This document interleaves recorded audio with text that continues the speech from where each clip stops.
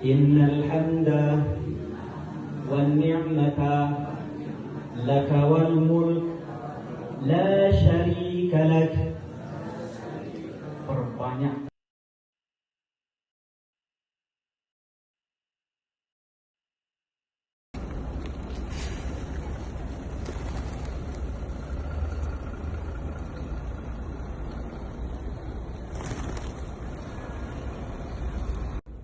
Happy umroh.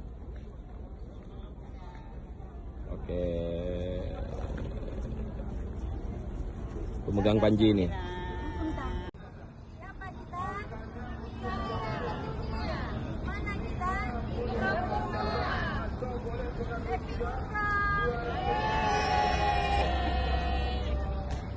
Adik, ya nggak apa-apa. Umroh. Oke, Pak Zaini, aman. Happy umroh.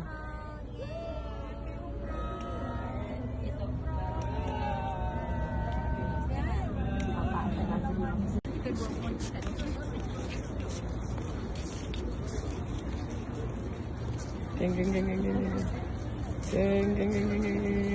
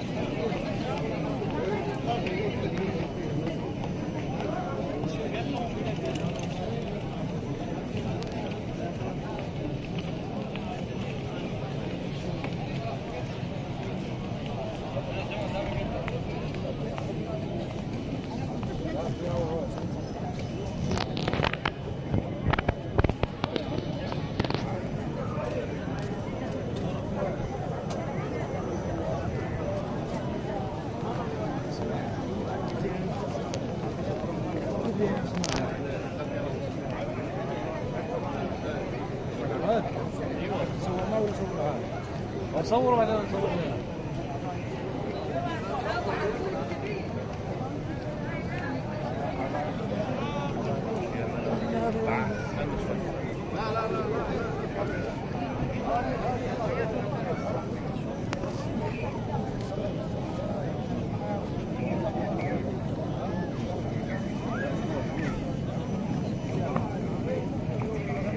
Mana yang rubah-rubah ini?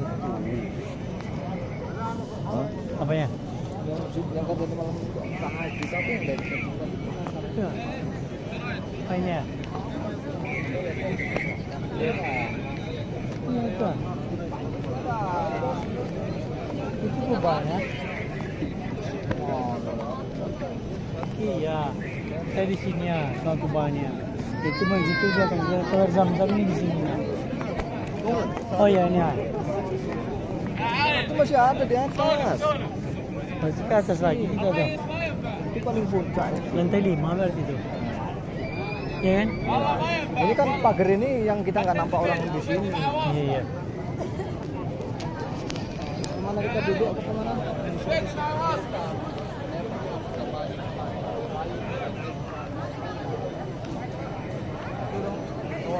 Dia main cuma keliling doang.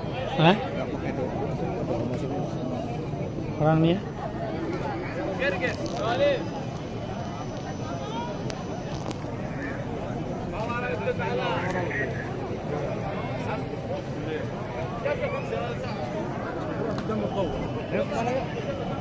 Bawa lah. Lantai 2. Senang lagi udaranya. Bawa aja lah. Di atas lah. Di atas. Carilah jalan ke atas. Lompat. Lompat ya lompat. Oh, ada petunjuknya tuh. Ya. Persembunyian kita akan diketahui oleh kaum kafir Quraisy. Maka disitulah kalau Rasulullah SAW, wahai Abu Bakar, janganlah engkau cemas, janganlah engkau saat ini menganggap keberadaan kita ini berdua saja. Ketahuilah wahai Rasul, wahai sahabat Abu Bakar, kita saat ini tidak sedang berdua saja, melainkan Allahu salisuhuma. Jadi Rasulullah itu selalu beranggapan, bangku hadirin, ketika tengah berdua, maka Allah yang ketiga. Ketika kita tengah bertiga, maka keempatnya itu Allah Subhanahu wa Ta'ala. Itulah salah satu inti daripada yang bisa kita jadikan ambil hikmah dalam perjalanan baginda Rasulullah. Jadi segala sesuatunya selalu Nabi Muhammad sandarkan kepada Allah Subhanahu wa Ta'ala. Jadi ketika kita berada di posisi tersebut, ketika Allah berikan kepada kita suatu kedaruratan, di sebelah kanan kita ini merupakan universitas ya, Universitas Ummul Qura ya, perguruan tinggi terbesar yang ada di kota Makkah Al-Mukarramah. Ini ya Ummul Qura, dan di dalamnya ada penghafal Al-Quran ya, ada banyak ribuan penghafal Al-Quran 30 juz, termasuk saudara-saudara kita dari Indonesia banyak yang berada di sini. Ini merupakan Ummul Qura, universitas terbesar yang ada di kota Mekah, dan di sini gratis bagi ibu hadirin. Jadi sesiapa saja yang mendaftar di sini semuanya gratis dan bahkan mendapatkan gaji dari kerajaan Arab Saudi. Ya, banyak sekali juga saudara-saudara kita yang datang dari Indonesia masuk ke tempat ini, masuk ke universitas ini dengan mendaftar lewat jalur beasiswa. Semuanya gratis dan bahkan dapat gaji kuliah di sini. Patut berbangga semua ya, patut berbangga bagi kita semua. Banyak saudara-saudara kita, mudah-mudahan ngalir kepada keluarga-keluarga kita, anak keturunan kita, mudah-mudahan sama Allah Subhanahu wa Ta'ala diberikan kemudahan dan kelancaran untuk kemudian bisa menghafal Al-Quran 30 juz. Amin Allahumma amin. Karena kenapa ibu hadirin, seseorang yang bisa menghafalkan di antara anak keturunan kita yang hafal Al-Quran 30 juz, maka itu akan mendatangkan dalam keluarga tersebut, akan mendatangkan keberkahan, akan mendatangkan kenyamanan, kedamaian dalam keluarga kita, khususnya Al-Quran tersebut nanti di yaumul qiyamah syafa'atan, yakni mendatangkan Al-Quran tersebut mampu mendatangkan syafaat kepada kita pada hari kiamat insya Allah. Jadi mudah-mudahan kita semua menjadi ahli Al-Quran, menjadi ahlul Quran, dan seseorang yang termasuk ahli Quran tersebut bukan orang yang menghafal 30 juz. Seseorang yang dinamakan orang ahli Al-Quran bukan menyempatkan diri kita untuk senantiasa terus membaca Al-Quran meskipun sedikit satu makra, maka itulah orang yang dinamakan ahli Al-Quran. Dan Al-Quran tersebut Bapak Ibu nantinya insya Allah akan menjadi nur di alam kubur di Padang Arafah.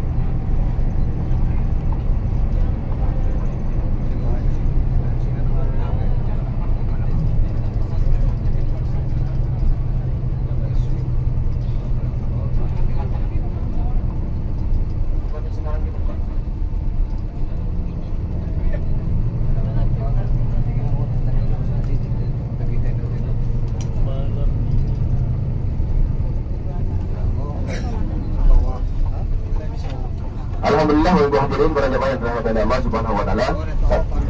Saat ini kita sudah sampai di Padang Arafah ya. Saat ini kita sudah sampai di Padang Arafah, dan nanti kita di sini ibu hadirin 47 ya, 47 ya, semuanya berkumpul di tempat ini dalam rangka melaksanakan wukuf di Padang Arafah. Hadirin para jemaah yang dirahmati oleh Allah Subhanahu wa Ta'ala, kita nanti di sini kita turun bersama-sama, kemudian kita bergerak insya Allah akan menuju ke Jabal Rahmah ya. Kita akan menuju ke Jabal Rahmah, dan kami himbau kepada ibu sekalian ya, dan di Jabal Rahmah kita nanti bisa berjalan bersama-sama. Mohon jangan berpencar, tetap menjaga kebersamaan kita bersama-sama mulai dari dan cocok dengan hawa di sini, maka sangat membantu untuk membuat tempat-tempat teduh di padang pasir. Maka ini dilestarikan sampai detik ini dijaga oleh kerajaan. Pohon-pohon yang ada di sebelah kanan kiri ini itu dijaga oleh kerajaan dan tidak boleh dimusnahkan.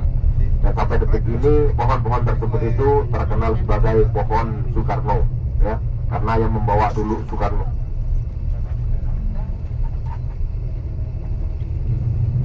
Karena yang membawa dulu Bapak Soekarno, maka pohon tersebut dikenal sampai detik ini pohon Soekarno. Hadirin Bapak Ibu para jamaah yang dirahmati oleh Allah Subhanahu wa taala.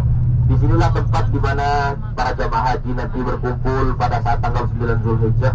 Seluruh yang datang dari tempat ini sudah dalam keadaan berihram. Seluruh jamaah haji yang datang ke tempat ini semuanya harus sudah dalam keadaan berihram.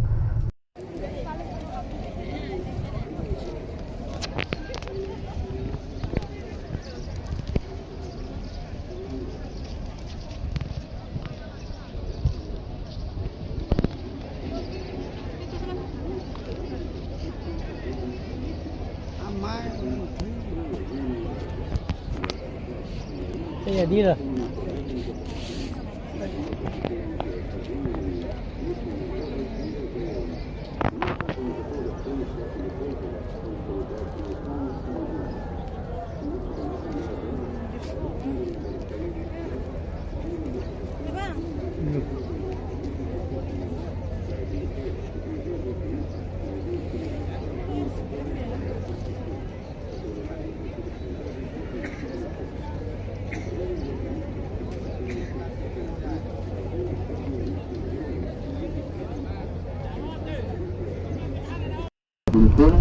Alam yaj'al baitahum fi fadlin wa arsala 'alaihim tayran ababil tarmihim bihajaratin min sijil faja'alahum ka'asfin ma'kul. Jadi seluruh pasukan Raja Abraha yang tengah menunggangi pasukan gajah, ya, maka ketika itu oleh Allah Subhanahu wa taala dikirimlah burung ababil yang setiap burungnya mengambil kerikil, yang kerikil tersebut diambil dari neraka jahanam. Maka apa yang terjadi? Dilemparkan kepada seluruh kelompok Raja Abraha, maka pasukan Raja Abraha beserta pasukannya ka'asfin ma'kul, seperti dedaunan yang dimakan ulat. Bapak Ibu mohon diperhatikan sebelah kiri. Sebelah kiri semuanya Bapak Ibu perhatikan, di lereng gunung ada semacam kubah, ya. Lihat semuanya. Ya, itu tempat penyembelihan Nabi Allah Ismail. Tempat Nabi Ismail disembelih oleh ayahnya, yaitu Nabi Allah Ibrahim. Di situ merupakan sejarah yang juga sangat bersejarah yang ada di sekitar kota Mekah, Bapak Ibu hadirin. Jadi tempat tersebut merupakan tempat penyembelihan Nabi Ismail pada saat Nabi Allah Ismail kecil. Jadi ketika Nabi Allah Ismail sudah beranjak besar, masih kecil ya, sudah mulai tumbuh besar, maka Nabi Allah Ibrahim kemudian mengajak Nabi Allah Ismail untuk diajak ke bukit tersebut. Untuk apa Nabi Allah Ibrahim mengajak Nabi Allah Ismail pada saat itu? Yaitu untuk kemudian menjalankan perintah Allah Subhanahu wa taala. Nabi Allah Ibrahim diperintahkan oleh Allah lewat mimpinya, maka seketika itu Bapak Ibu hadirin, seketika itu langsung Nabi Allah Ismail langsung menerima permintaan daripada Nabi Allah Ibrahim. Yang kata Nabi Allah Ismail, kalau memang itu sudah diperintahkan oleh Allah, maka lakukanlah. Maka seketika itu langsung Nabi Allah Ibrahim membawa Nabi Allah Ismail, dibawa ke tempat tersebut, dan itu berjatuhan pada tanggal malam 10. Pada malam tanggal 10 kemudian banyak sekali yang orang kafir menginjaknya, ya, menginjaknya orang kafir, jangan dilakukan, Nabi Allah Ibrahim gila, apa segala macam, murtad, Nabi Allah Ibrahim murtad, anaknya ingin disembelih, dan tapi Nabi Allah Ibrahim tetap bersikukuh teguh dalam pendiriannya, tetap membawa Nabi Allah Ismail ke sini, kemudian sambil membaca takbir Allahu Akbar, Allahu Akbar, Allahu Akbar, la ilaha illallah, Allahu Akbar, walillahil hamd, Allahu Akbar, walillahil hamd. Maka kemudian peristiwa tersebut mengawali sunnahnya, syariatnya penyembelihan kurban. Maka setiap kali pada malam tersebut itu kalau di Indonesia itu bertepatan dengan malam hari raya Idul Adha. Maka bermula dari penyembelihan tersebut itu juga bermulanya penyembelihan kurban di setiap kali masuk pada saat hari raya Idul Adha. Di sebelah kiri Bapak Ibu hadirin mohon diperhatikan di bangunan yang semacam terowongan, yang semacam stadion bola. Ini merupakan tempat pelontaran Jumarat. Ya, di sini di sebelah kiri itu tempat pelontaran Jumarat. Di situ ada 3 tempat, ada Jumratul Aqabah, Jumratul Ula, Usta dan Aqabah. Di situ. Jadi seluruh jamaah haji yang datang dari Musdalifah menuju ke Mina langsung ke Jamarat, ya, langsung untuk melakukan pelontaran Jumarat. Dan di sebelah kanan kita ini merupakan hamparan luas Mina, Ibu hadirin. Di sebelah kanan hamparan luas Mina, semuanya ini Mina. Ini termasuk bagian daripada Mina, hamparan luas Mina. Ya, hamparan luas Mina. Kemudian yang di sebelah kanan agak ke depan Bapak Ibu akan menjumpai dua terowongan yang dekat itu, yang di bawah itu yang dekat, 2 terowongan yang sangat dekat itu, yang berjejeran, itu merupakan terowongan Mina yang pernah terjadi tragedi yang sangat luar biasa yang memakan banyak korban dari Indonesia, termasuk dari Indonesia juga. Itu terowongan sebelah kanan, terowongan yang di sebelah kanan. Itu terowongan yang pernah terjadi tragedi yang sangat luar biasa, memakan banyak korban. Ada juga jamaah kita, saudara-saudara kita dari Indonesia yang meninggal syahid di dalam terowongan tersebut. Hadirin Bapak Ibu para jamaah yang dirahmati oleh Allah Subhanahu wa taala.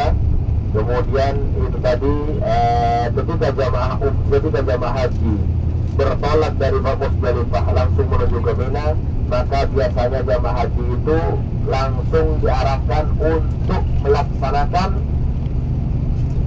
pelontaran Jumratul Aqabah. Nah, jadi langsung pelontaran Jumratul Aqabah yaitu dengan 7 butir kerikil, Bismillah Allahu Akbar, Bismillah Allahu Akbar, Bismillah Allahu Akbar, 7 kali lemparan.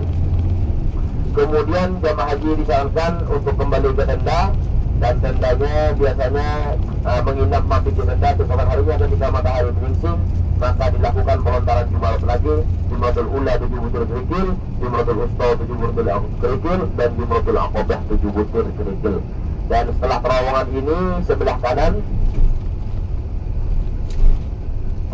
setelah terowongan ini Bapak Ibu hadirin, di sebelah kanan kita ini biasanya tenda yang dipakai jamaah haji reguler dari Indonesia, yang katanya sekarang itu masa antrinya itu sampai ada yang kisaran 30 tahun. Ini di sini tempatnya. Jadi di sini tempatnya para jamaah haji semuanya. Hadirin Bapak Ibu para jamaah yang dirahmati Allah Subhanahu wa taala. Ketika para jamaah haji menyelesaikan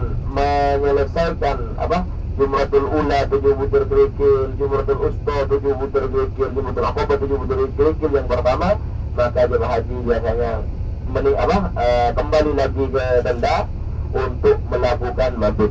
Setelah mabit keesokan harinya ketika matahari menyingsing, maka jemaah haji melakukan pelontaran lagi, yaitu Jumratul Ula 7 butir kerikil, Jumratul Usta 7 butir kerikil, dan Jumratul Aqabah 7 butir kerikil. Setelah melakukan Jumarat tersebut, para jamaah haji semuanya biasanya jamaah diarahkan untuk menuju ke Masjidil Haram untuk melaksanakan tawaf ibadah. Setelah selesai melaksanakan tawaf ibadah, maka selesailah satu serangkaian ibadah haji. Hadirin Bapak Ibu para jamaah yang dirahmati oleh Allah Subhanahu wa taala. Dan itu untuk jamaah haji yang mengambil nafar awal. Adapun jamaah haji yang mengambil nafar tsani, maka di situ jamaah haji biasanya ditambahkan lagi, mabitnya ditambah, juga pelontaran Jumaratnya ditambah. Kemudian jamaah haji langsung menuju ke Masjidil Haram untuk melaksanakan tawaf ibadah bagi yang mengambil nafar tsani. Hadirin Bapak Ibu para jamaah yang dirahmati oleh Allah Subhanahu wa taala. Kemudian setelah selesai jamaah haji semuanya selesai melaksanakan tawaf ibadah, maka jamaah haji sudah menyelesaikan serangkaian ibadah hajinya, dan biasanya langsung menetap di yang masuk di Mekah, langsung menetap di Mekah, kemudian mengancang-ancang langsung ke Madinah. Yang sudah dari Madinah biasanya persiapan kepulangan. Hadirin Bapak Ibu para jemaah yang dirahmati oleh Allah Subhanahu wa taala. Itulah tadi dari pagi ya, dari pagi alhamdulillah tur kita. Alhamdulillah tur kita dari pagi yang diawali dari Jabal Qur tadi, dan kita sudah mengenal juga tempat-tempat medan haji yang sangat luar biasa ya. Dan ini merupakan perjuangan bagi para jemaah haji ya, perjuangan bagi para jemaah haji. Dan biasanya jemaah haji itu siapa saja yang sudah melaksanakan haji, maka biasanya sudah paham betul bagaimana jarak hotel dari hotel ke Masjidil Haram. Berapa kali saja yang sempat masuk ke Masjidil Haram, itu biasanya jemaah haji lebih kenal hal tersebut. Karena kenapa? Karena kalau pas musim haji jarang sekali, dan bahkan tidak bisa dengan seenaknya kita, bisa sewena-wena, bisa sesuka kita untuk senantiasa setiap waktu bisa ke Masjidil Haram. Tidak ya, kadang satu hari satu malam bisa saja hanya satu kali ke Masjidil Haram. Itu jamaah haji yang biasa dilakukan. Karena kenapa Ibu hadirin? Karena yang pertama, saking jarak tempuhnya dari hotel transit menuju ke Masjidil Haram, biasanya itu sangat jauh. Yang kedua, karena kondisi keadaan Masjidil Haram yang sangat padat, yang begitu padat ya, sangat padat luar biasa, sehingga tidak memungkinkan, tidak setiap waktu kita pasti bisa dipastikan untuk kemudian sampai di Masjidil Haram. Maka bersyukur bagi kita semua, bagi kita bersyukur untuk kemudian tabrakan hancur. Maka bagi kita semua bersyukur untuk meskipun dalam rangka melaksanakan ibadah umrah bisa alhamdulillah setidaknya 3-4 kali dalam sehari semalam bisa ke Masjidil Haram, bisa mengikuti berjamaah dengan Masjidil Haram. Ini alhamdulillah merupakan nikmat Allah yang sangat luar biasa bagi kita semua. Hadirin Bapak Ibu para jamaah yang dirahmati oleh Allah Subhanahu wa taala. Dan mengingat antrian yang diterima oleh negara Indonesia, mengingat antrian yang ada di negara kita, maka jangan kemudian kami ajak kepada seluruh jamaah, jangan kemudian hanya karena negara antrian tersebut kemudian tidak mendaftar haji. Jangan pernah hal itu terjadi. Karena kenapa? Karena siapa saja yang sudah mendaftar haji, baik lewat haji furodo ataupun haji reguler ataupun haji plus, akan tetapi kemudian Allah Subhanahu wa ta'ala memanggil kita lebih dahulu sebelum kita melaksanakan ibadah haji, maka orang tersebut mendapatkan pahala haji dan hajinya itu mabrur.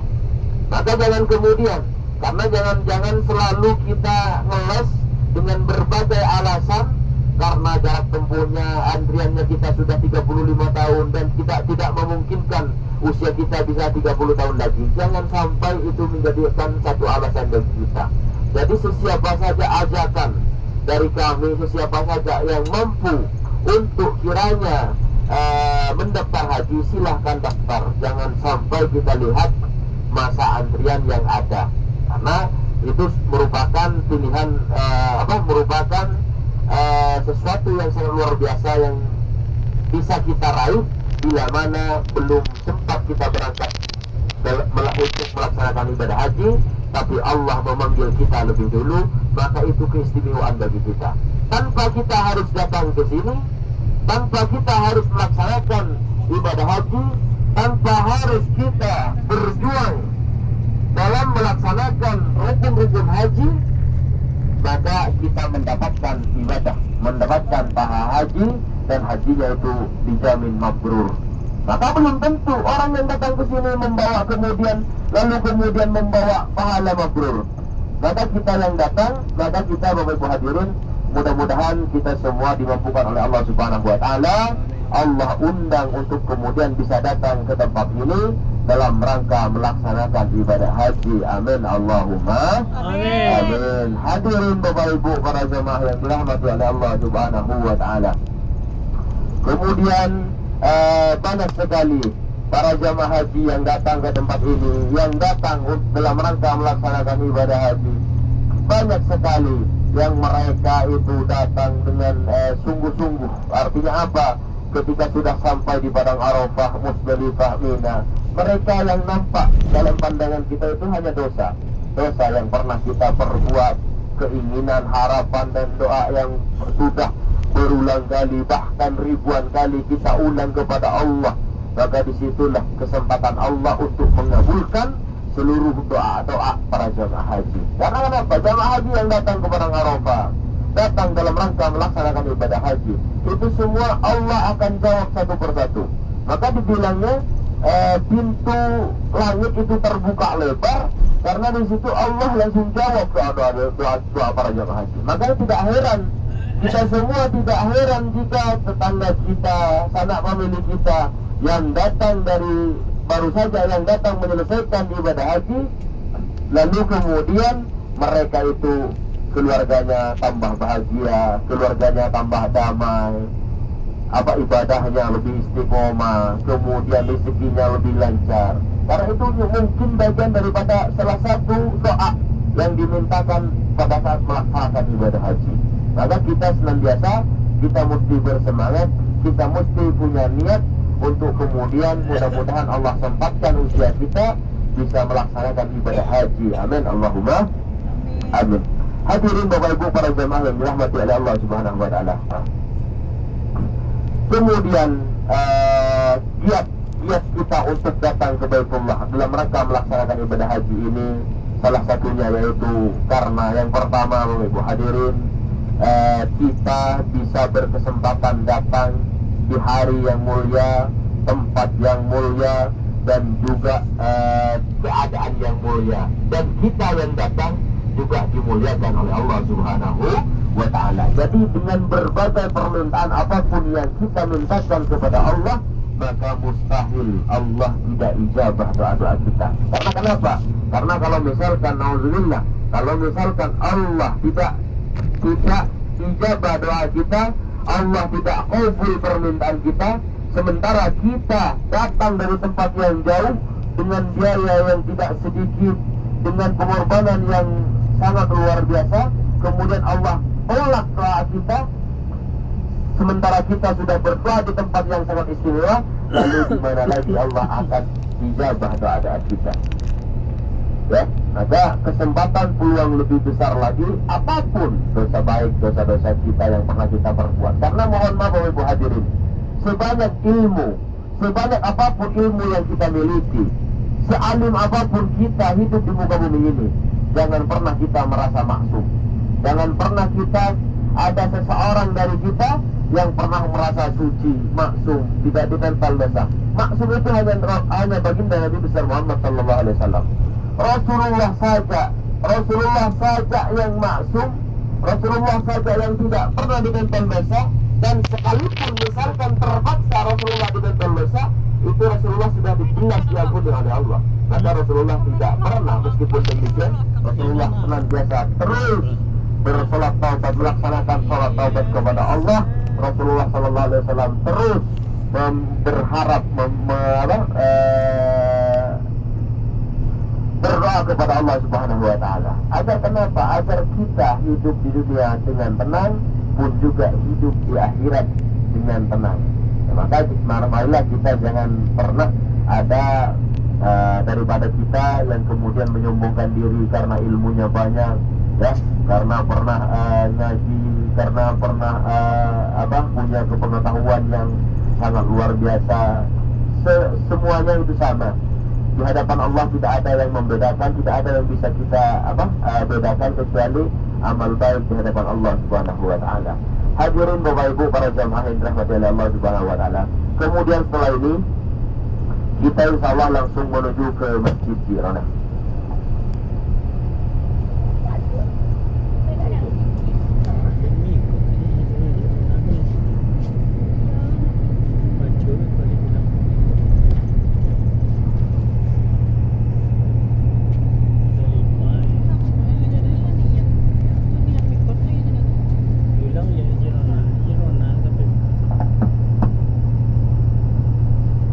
Ibu hadirin, setelah ini kita langsung menuju ke Masjid Jirona, dan insya Allah kita akan melaksanakan sholat di Masjid Jirona seperti halnya yang sudah kita ketahui bersama, yaitu hendak melaksanakan sholat ihram. Ya, maka sebelum menjatuhkan niat, maka jamaah umrah ataupun jamaah haji dianjurkan untuk kemudian melaksanakan sholat sunat ihram. Akan tapi boleh saya saranin kepada seluruh jemaah untuk di masjidnya nanti bagi yang mau melaksanakan umrah, sholatnya silahkan melaksanakan sholat tahiyatul masjid. Nah, kenapa kok disarankan melaksanakan sholat tahiyatul masjid? Karena kita sebentar lagi masuk waktu zuhur, dan sebelum zuhur kita tidak diperkenankan untuk melaksanakan sholat sunat secara khusus. Maka kemudian kami ajak kepada seluruh jemaah untuk melakukan sholat tahiyatul masjid. Bagaimana dengan sholat sunat ihramnya? Maka dengan kita melaksanakan sholat tahiyatul masjid 2 rakaat, maka secara otomatis kita mendapatkan di dalamnya pahala sholat sunat ihram. Jadi kita melaksanakan sholat sunat ihram 2 rakaat saja nanti di Masjid Jirona, kemudian kita langsung kembali ke bus bersama-sama menjatuhkan niat umrah bagi yang mau melaksanakan ibadah umrah. Hadirin Bapak Ibu para jamaah yang dirahmati oleh Allah Subhanahu wa taala. Dan salah satu masjid yang akan kita kunjungi ini yaitu Masjid Jirona. Ya, di situ kenapa kok kita mesti mikotnya di Masjid Jirona? Padahal ada banyak masjid, ada satu masjid lagi di sekitar kota Mekah yang jaraknya sangat dekat dari kota Mekah. Apa masjid tersebut? Yaitu Masjid Aisyah, Masjid Tan'im. Ya, Masjid Aisyah di situ merupakan salah satu tempat mikot. Kemudian kenapa kok kita mikotnya di tempat yang lebih jauh? Karena apa? Karena kata Rasulullah, tempat mikot yang paling utama yaitu Masjid Jirona. Kenapa kok Masjid Jirona itu bisa menjadi tempat mikot yang paling utama? Karena salah satunya dahulu pernah terjadi di Masjid Jirona ini, pernah terjadi suatu peperangan yang dikenal dengan Perang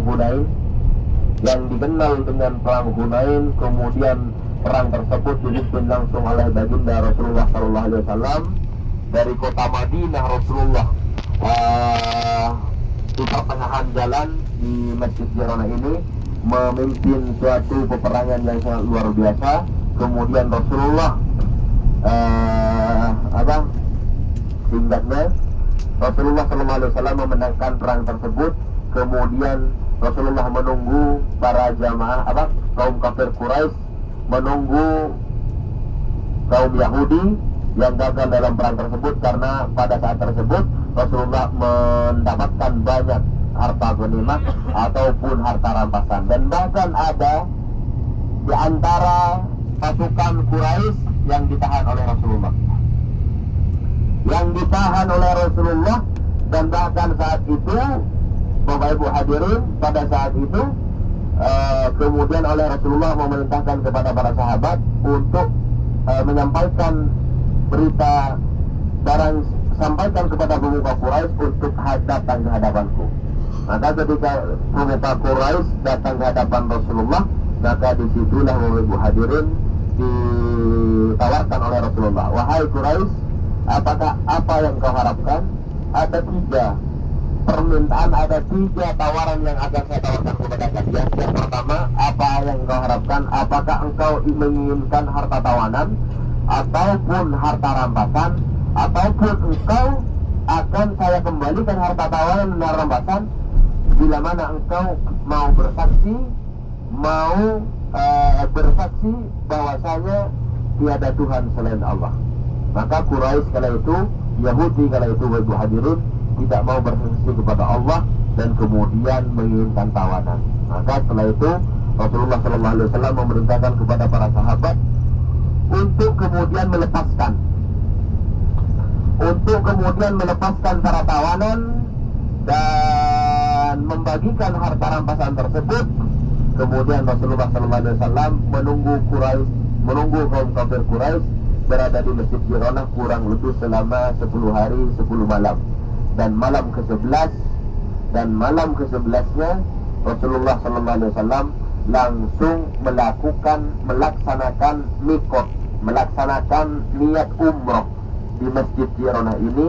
Makanya Masjid Ji'ronah merupakan masjid paling utamanya mikot. Makanya kata Rasulullah, afdalul mikot al Masjid Ji'ronah.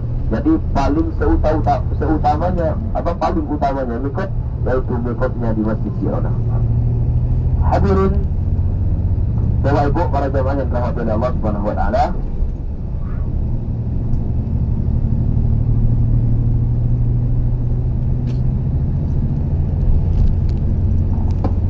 Mohon perhatiannya sebentar ya, karena kita sudah memasuki, sebentar lagi kita akan melaksanakan niat umrah. Insya Allah sebentar lagi kita akan sampai di Masjid Ji'ronah. Maka mohon perhatian sebentar. Dan di Masjid Ji'ronah ini Bapak Ibu hadirin, ya, sebelum kita sampai di Masjid Ji'ronah, maka mohon diperhatikan bagi bapak-bapak yang mau melaksanakan, yang mau mengikuti umroh kedua, mohon pecinya disimpan. Ya, semuanya mohon pecinya disimpan, ataupun peci apa itu, kopiah, peci ya, topi boleh, topinya disimpan ya, karena itu bagian daripada larangan-larangan berihram kita. Kemudian barangkali di antara bapak-bapak yang masih melekat pakaian selain 2 helai ihram, barangkali masih ada kaos dalam ataupun kaos kaki, dan bahkan mohon maaf celana dalam, mohon semuanya dilepas.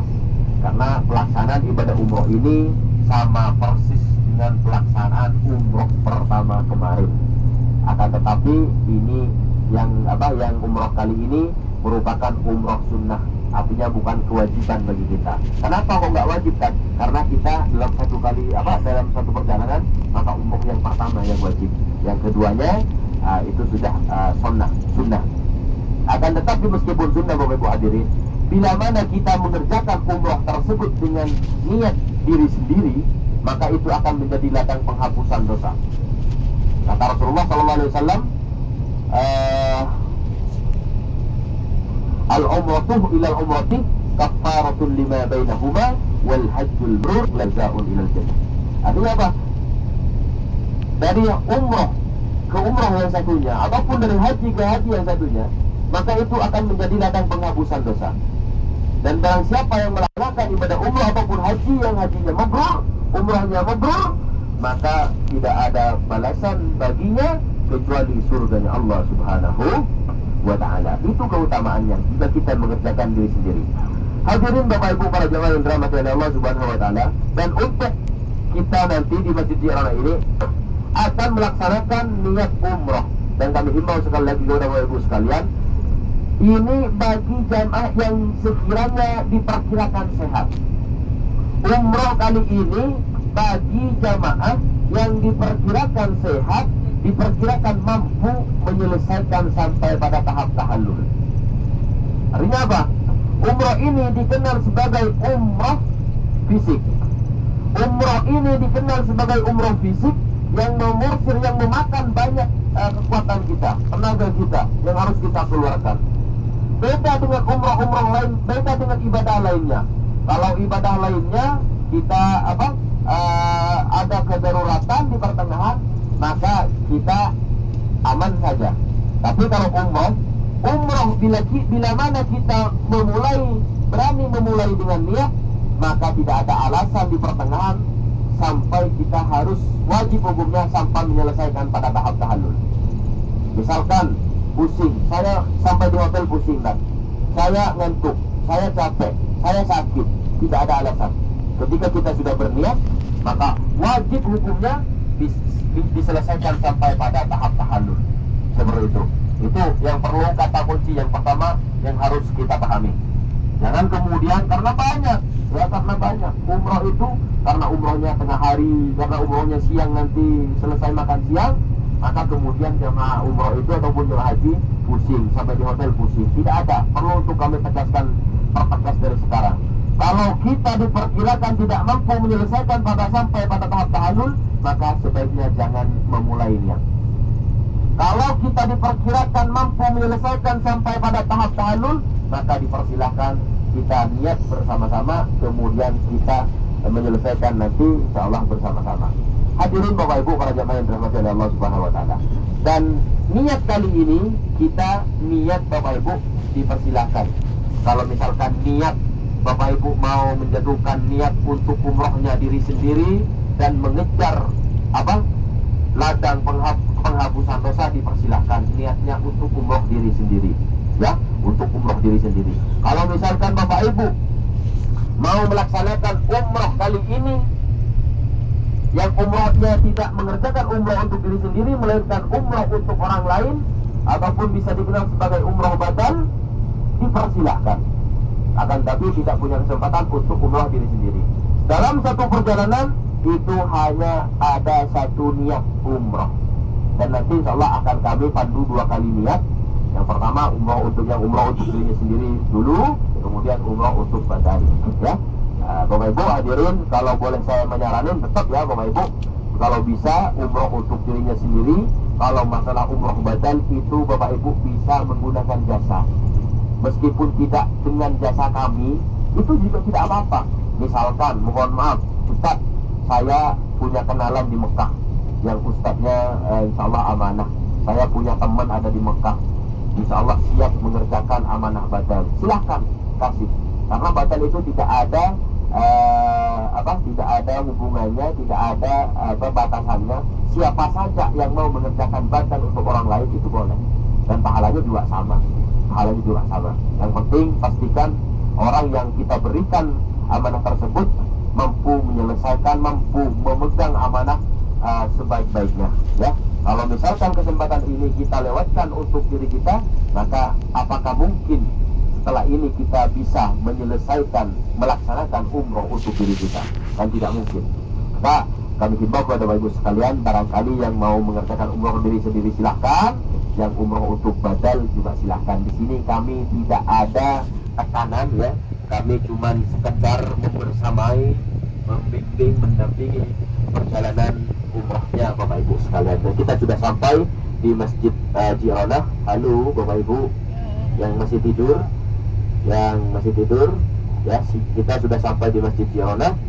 Dan kita nanti di sini kita akan melaksanakan sholat 2 rakaat, ya. Kita di sini melaksanakan sholat 2 rakaat.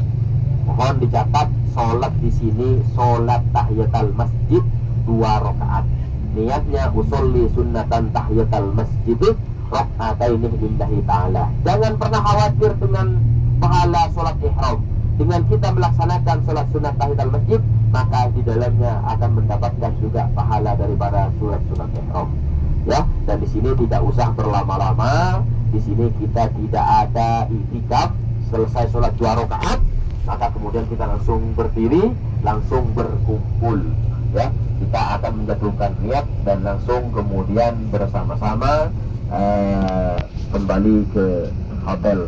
Dan pastikan kita yang seperti apa yang sudah saya sampaikan tadi, bagi yang siap untuk menyelesaikan sampai tahap tahallul, maka dipersilahkan niat. Dan kalau misalkan diperkirakan tidak sampai pada tahap tahallul, artinya dikhawatirkan ngantuk nanti, ataupun pusing, ataupun malas, ya, mohon sebaiknya jangan ambil niat. Karena kalau kita terlanjur niat, maka kemudian kita tidak menyelesaikannya, katakanlah kita tawaf sudah 7 putaran, sa'i itu sudah 6 putaran, maka kemudian kita pulang ke Indonesia, maka setelah sampai di Indonesia kita punya kewajiban untuk kembali ke sini, tidak untuk niat dari awal, untuk menyelesaikan yang 1 putaran tersebut. Maka itu pentingnya, wajib bagi kita untuk kemudian jadi gambaran bagi kita semua. Kalau kita sudah berani niat, maka kemudian kita bersama-sama wajib hukumnya menyelesaikan sampai pada tahap tahallul tanpa ada satupun alasan yang bisa kita jadikan satu alasan. Mari kita setelah ini bersama-sama, turun bersama-sama, kemudian kita langsung melaksanakan sholat di dalam, ya. Yang ibu-ibu insya Allah akan bersamai langsung oleh bunda-bunda, ya, yang bapak-bapak sama saya. Mungkin hanya itu, kurang lebihnya mohon maaf. Wassalamualaikum warahmatullahi wabarakatuh.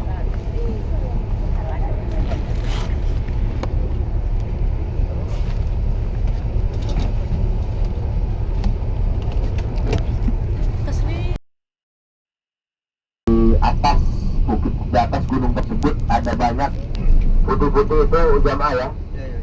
Putih-putih itu adalah jamaah hamba Allah yang ziarah ke sana, ya. Dan ini di sebelah kanan kita, Ibu hadirin, ini merupakan Jabal Nur. Ini Jabal Nur yang di atasnya ada gua yang namanya Gua Hira, di mana Rasulullah mendapatkan wahyu pertama kali dari Allah Subhanahu wa Ta'ala. Inilah gunungnya, Ibu hadirin, di sebelah kanan kita. Itu orang yang putih-putih itu jamaah umrah. Iya.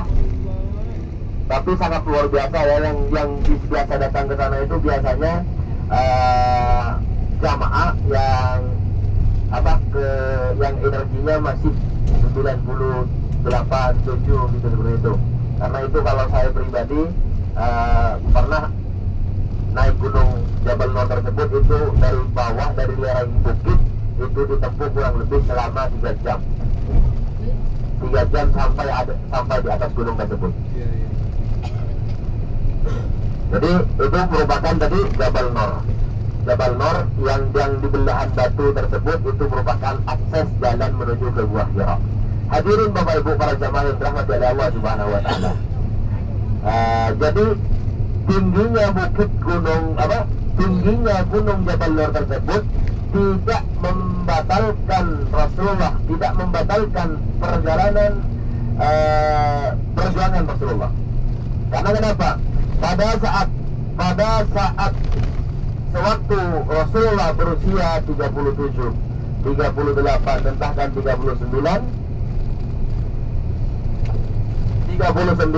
maka Rasulullah merasa bingung berada di kota Mekah. Rasulullah merasa bingung berada di kota Mekah karena kenapa? Rasulullah menyadari betul Quraisy di situ sesat. Jadi Yahudi di situ sesat. Maka dari itu Rasulullah mengetahui bahwasanya Baitullah itu merupakan suci. Akan tetapi Rasulullah pada suatu ketika, Ibu hadirin, Rasulullah merasa ada yang aneh. Bagaimana tempat yang suci dikelilingi oleh orang-orang yang kotor, kata Rasulullah. Karena pada waktu itu Ka'bah yang ada di kota Mekah ini di seluruh dikelilingi oleh berhala. Ka'bah yang suci dikelilingi oleh batu. Maka ketika itu Rasulullah mulai usianya 37, 38, bahkan 39, Rasulullah merasa kebingungan. Rasulullah selalu keluar meninggalkan kota Mekah, yaitu dengan tujuan bertahanus, menyendiri. Maka tempat yang dipilih oleh Rasulullah kala itu yaitu Jabal Nur. Maka ketika Rasulullah menyendiri, setiap kali meninggalkan kota Mekah selalu menyendiri, maka tempat bertahanus Rasulullah yang selalu dipilih oleh Rasulullah yaitu Jabal Nur. Dan tepatnya Rasulullah selalu bertahanus di dalam gua yang namanya Gua Hira. Dan sampai detik ini gua tersebut masih utuh sama persis ya, dengan apa yang kita ketahui di dalam kitab, sama persis tempatnya, batunya, tempat yang pernah diduduki oleh baginda Rasulullah sampai detik ini itu masih ada utuh. Dan disitulah Rasulullah selalu menyendiri. Dan di depan Gua Hira tersebut, maka di situ ada lubang kecil yang kalau sekarang kita lihat, maka lubang kecil tersebut itu lurus langsung ke Baitullah. Maka kalau dalam sejarah Islam itu dijelaskan gunanya lubang tersebut untuk Rasulullah memantau keadaan kota Mekah. Maka sama persis. Kemudian Rasulullah SAW pada suatu ketika, pada saat usianya Rasulullah masuk di angka 40 tahun.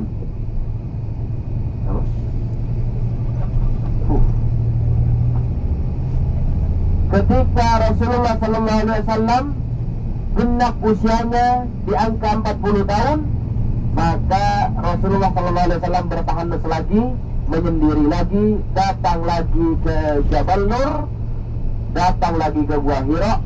Maka pada satu malam bertepatan dengan malam 17 Ramadan, maka disitulah Rasulullah SAW berada di Gua Hira. Kemudian Rasulullah di situ sempat tertidur sebentar. maka setelah Rasulullah tertidur, maka seakan ada yang datang menghampiri Rasulullah Sallallahu Alaihi Wasallam. Seakan ada yang datang, bukan mesti jelas ada yang datang. Seakan-akan, kata Rasulullah, seakan-akan ada yang datang menghampiri Rasulullah. Maka apa yang terjadi? Ketika Rasulullah membuka pandangannya, maka betullah yang datang tidak lain dan tidak bukan melainkan malaikat Jibril datang menghampiri Rasulullah dengan sambutan, dengan sapaan, wahai Muhammad, ketahuilah bahwasanya saya Jibril dan engkau adalah Muhammad utusan Allah. Maka ketika itu malaikat Jibril setelah itu langsung bingung, waktu hadirin. Malaikat Jibril langsung bingung, langsung menggigil, kaget. Maka tidak pernah diduga sebelumnya Nabi Muhammad yang dikenal dengan Muhammad di kota Mekah bisa ketemu dengan malaikat Jibril. Maka kata malaikat Jibril pada saat itu, wahai Muhammad, ketahuilah bahwasanya aku adalah Jibril dan engkau adalah Muhammad utusan Allah. Maka siapa yang tidak kaget? Maka pada saat itu Rasulullah SAW langsung kaget, langsung menggigil. Maka kemudian malaikat Jibril menyampaikan kepada Nabi Muhammad, wahai Muhammad, saya diperintahkan oleh Allah untuk kemudian menyampaikan wahyu untuk disampaikan kepada engkau, wahai Muhammad, kata malaikat Jibril. Maka ketika malaikat Jibril menyampaikan kepada Nabi Muhammad, maka Nabi Muhammad kaget. Maka pada saat itu malaikat Jibril langsung meminta kepada Nabi Muhammad, "Iqra ya Muhammad, baca ya Muhammad." Ma'ana biqari ya Jibril. "Iqra ya Muhammad, baca wahai Muhammad." Tidak bisa baca wahai Jibril. "Baca wahai Muhammad." Apa yang mau saya baca wahai Jibril? Jadi memang Nabi Muhammad itu tidak bisa membaca, hadirin. Itu sebetulnya kisah peristiwa tersebut mematahkan, menjawab dari dugaan kaum kafir Quraisy bahwasanya Al-Quran karangan Nabi Muhammad. Karena ketika Nabi Muhammad SAW menyampaikan bahwasanya wahyu yang diterima oleh Nabi Muhammad lewat malaikat Jibril, itu kata orang Quraisy, itu akal-akalan Muhammad, itu Quran karangan Muhammad. Maka dengan begitu, dengan Nabi Muhammad tidak bisa membaca ma'ana biqari ya Jibril, itu sebetulnya mematahkan persepsi kaum kafir Quraisy dan menjawab seluruh dugaan-dugaan bahwasanya Al-Quran itu buatan Nabi Muhammad. Maka ketika diarahkan untuk dibaca oleh malaikat Jibril, maka tidak tahu membaca kata Nabi Muhammad, kemudian diburuk oleh malaikat Jibril, "Iqra bismi rabbikal ladzi khalaq, khalaqal insana min 'alaq, iqra wa rabbukal akram, alladzi 'allama bil qalam, 'allamal insana ma lam ya'lam." Hadirin Bapak Ibu yang dirahmati oleh Allah Subhanahu wa taala. Ketika malaikat Jibril telah selesai menyampaikan tersebut, wahyu tersebut, maka malaikat Jibril pada saat itu Nabi Muhammad pada saat itu langsung pulang ke rumahnya, langsung mengadu dan menyampaikan kepada Siti Khadijah dan minta diselimuti kepada Siti Khadijah, pulang ke rumahnya, kemudian menggigil. Rasulullah tengah itu menggigil. Maka dari itu wal hadirin,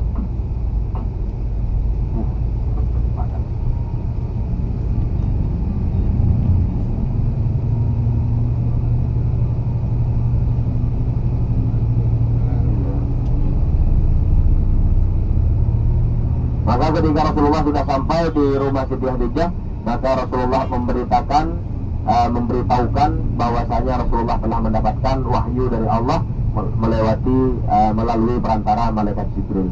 Maka disitulah langsung Nabi Muhammad menyampaikan kepada Siti Khadijah dan mulai rencana untuk dakwah sembunyi-sembunyi. Dan bahkan dari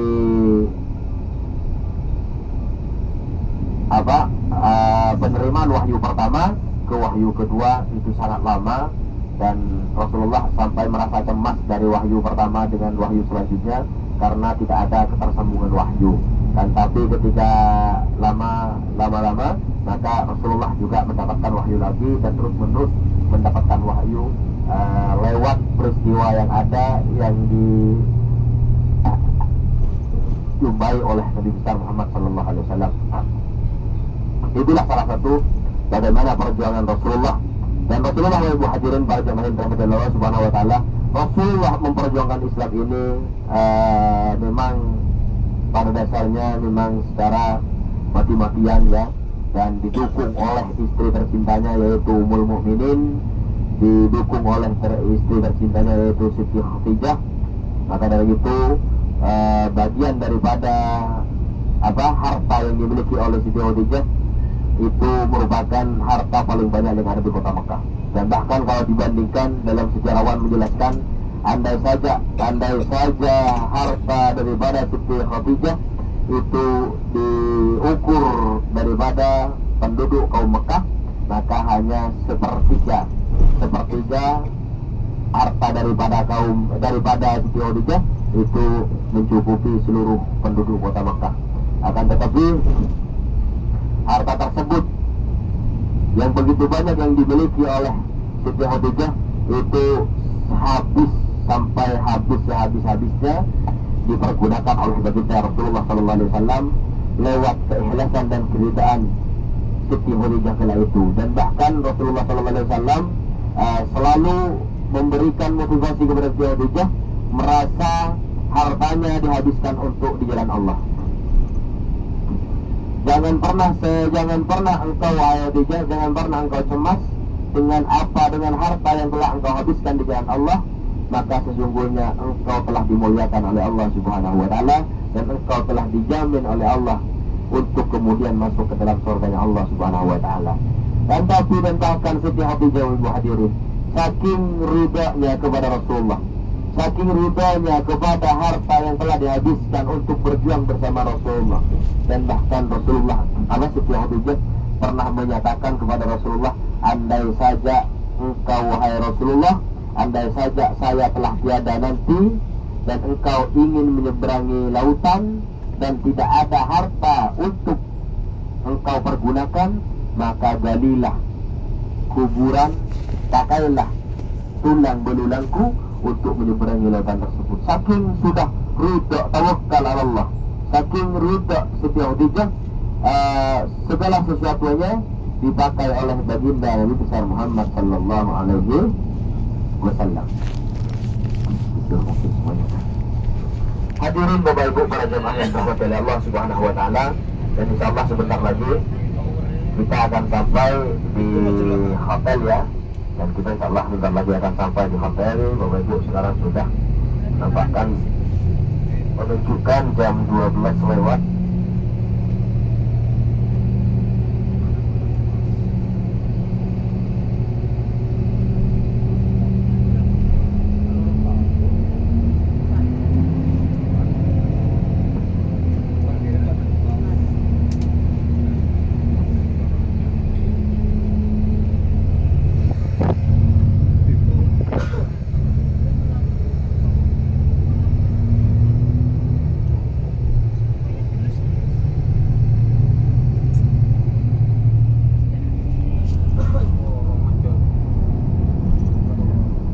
Baik dari sebelumnya, mereka malah tambah na'udzubillah, malah tambah buruk dari sebelumnya, baik ibadahnya, perilakunya, tingkah lakunya, tutur katanya. Maka berkemungkinan besar orang-orang tersebut tidak mendapatkan nilai-nilai ibadah umroh yang mabrur. Na'udzubillah summa na'udzubillah. Hadirin Bapak Ibu para jemaah yang dirahmati oleh Allah Subhanahu wa taala. Nah, untuk menumbuhkan hal demikian, bagaimana Ustaz? Bagaimana caranya agar kiat kita untuk kemudian selesai dari Baitullah untuk menumbuhkan kebaikan-kebaikan tersebut dalam diri kita? Maka salah satu cara yang harus kita tanamkan dalam diri kita, yang harus kita tanamkan dalam hati kita, yaitu kesadaran kita dan kesadaran diri kita dan juga kesadaran dalam diri kita kesadaran dalam hati kita. Sadarilah bahwasanya, tanamkan hal tersebut, bahwasanya kita pernah datang ke rumahnya Allah, kita pernah melaksanakan tawaf di rumahnya Allah, dan bahkan kita pernah bertaubat, kita pernah berikrar janji dengan Allah Subhanahu wa taala di Baitullah. Lalu dengan demikian, dengan kita menyadari hal tersebut, dengan kita sadar bahwasanya kita pernah bertaubat di rumahnya Allah, bahwasanya kita pernah menjadi tamunya Allah, dengan bahwasanya kita pernah berikrar janji dengan Allah di Baitullah, maka tentulah bila mana kita setelah bertolak dari kota Mekah dipertemukan dengan hal-hal yang kurang baik, dipertemukan dengan hal-hal yang tidak diridai Allah, maka tentulah itu yang akan menjadi pembatas bagi kita. Maka kemudian ketika orang tanpa menyadari, ketika kita tidak menanam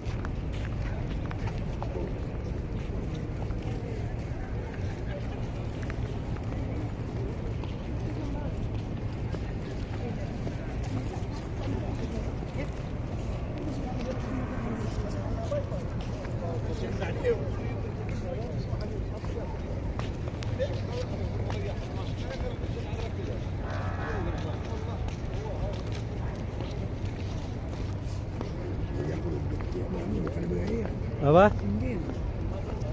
Tadi malam.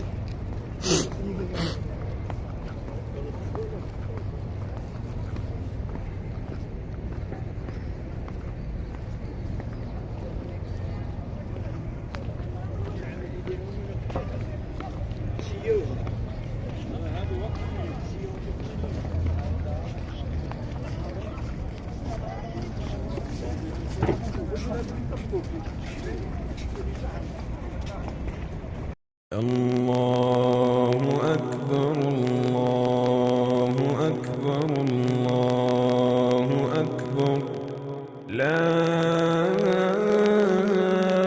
إله إلا الله الله أكبر الله أكبر ولله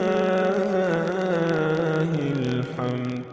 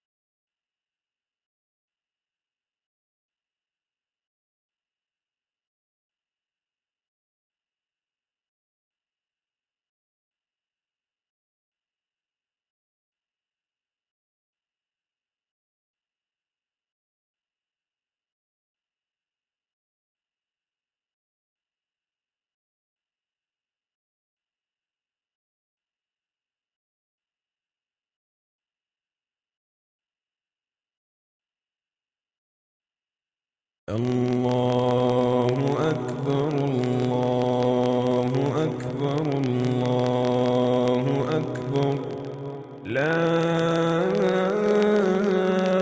إله إلا الله الله أكبر الله أكبر ولله الحمد.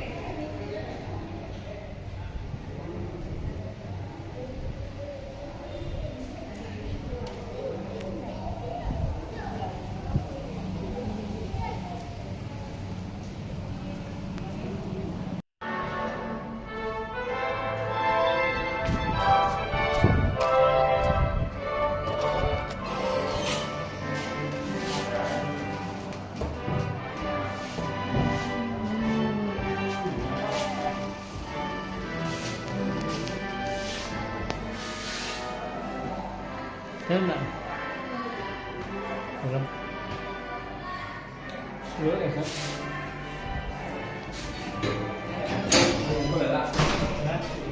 Iya.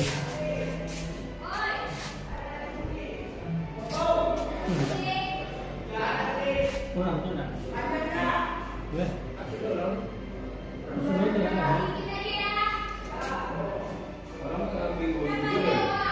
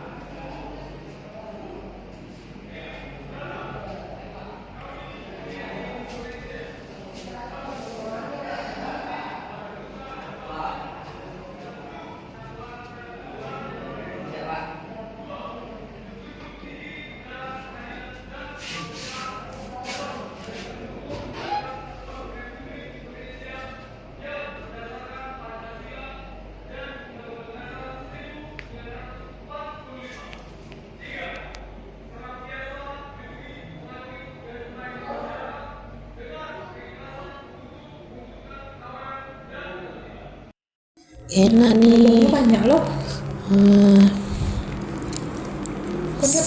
Lagi dua aja lagi tanya. Aku lah ambil lah dua, ada lah duanya. Lado kamu cek surah Iya, iya. Tapi cek besar. Maka bahu kanan dibuka. Seperti dia kira-kira posisinya. Bahu kanan ini terbuka supaya bisa istilah Bismillahirrahmanirrahim. Ya kan? Boleh. Iya. Boleh. Dia kena lepas isi itu agak lapang. Sebentar memperbaiki itu kan.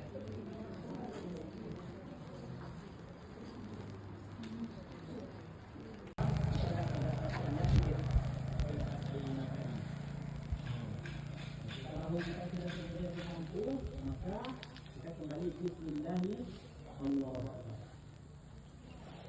Mari subhanallah walhamdulillah wa la ilaha illallah wallahu akbar wa la hawla wa la quwwata illa billahil aliyyil azim.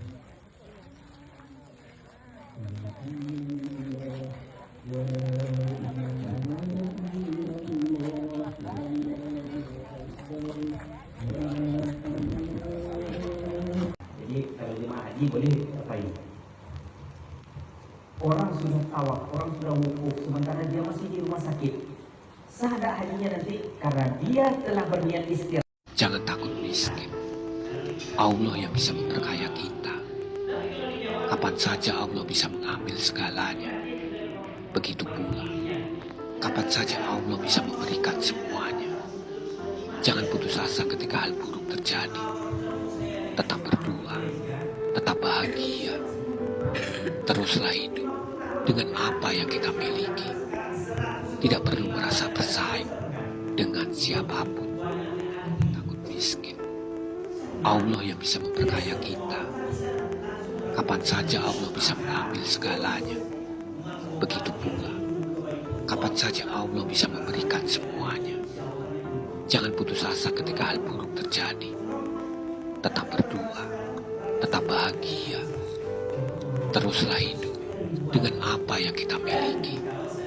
Tidak perlu merasa bersaing dengan siapapun.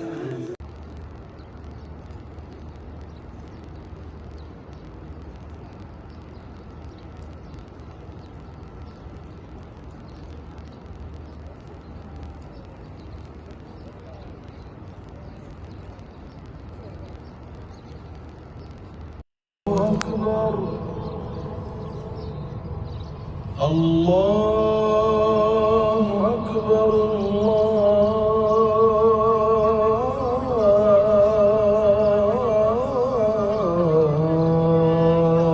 Akbar.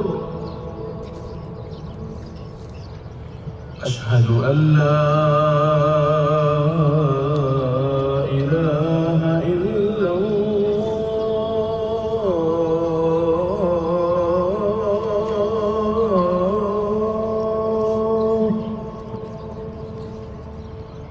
أشهد أن لا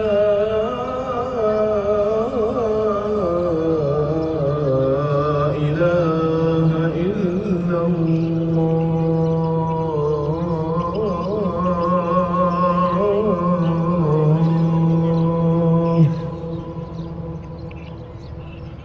أشهد أن محمدا رسول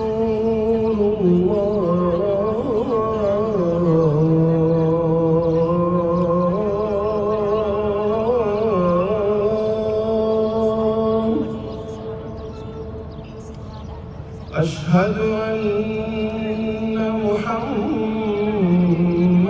رسول الله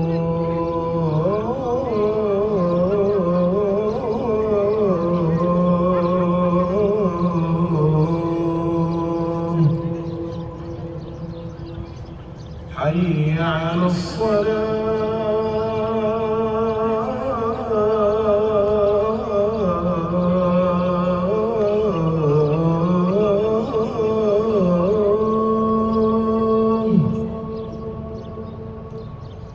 حي على الصلاة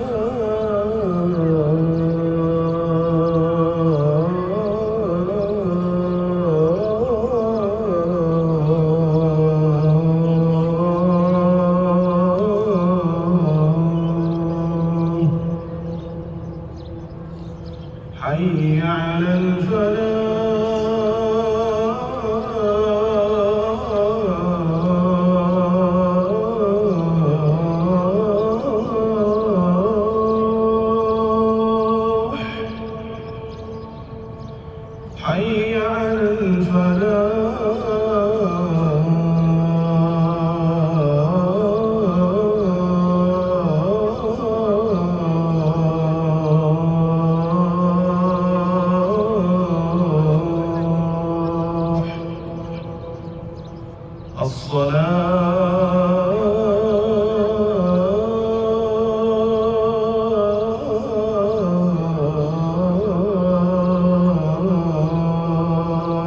خير من النوم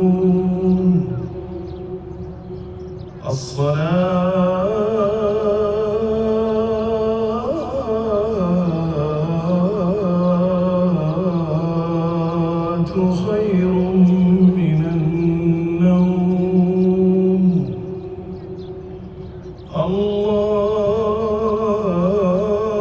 الله أكبر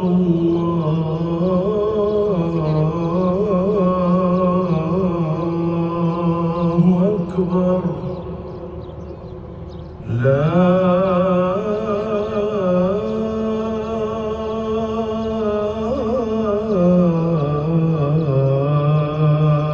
إله إلا الله.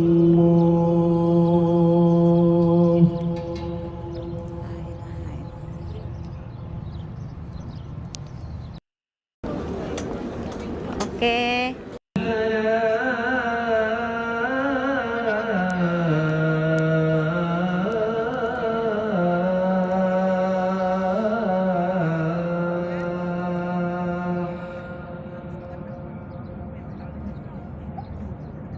Allahu Akbar,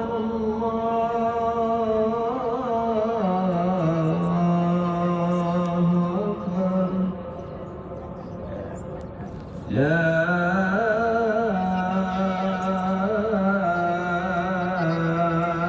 ilaha illallah.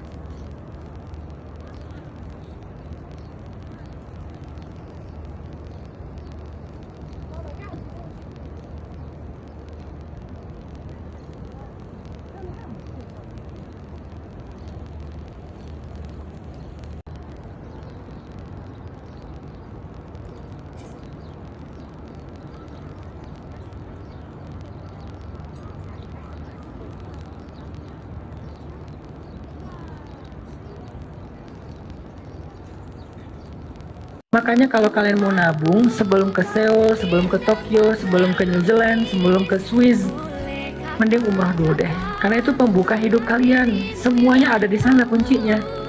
Jodoh di sana, karir di sana, apapun di sana. Kalau kalian keluar negeri belum ke sana, kayaknya kalian cuma ngabisin duit tapi nggak membuka kunci kebaikan apapun dalam hidup. Mending nabung buat di sana dulu. Nanti aja Ustaz kalau udah tua. Bukan, umrah itu bukan ibadah orang tua, ibadah orang yang pengen dibukakan banyak keajaiban dalam hidup. Dan yang masih muda biasanya butuh banyak keajaiban.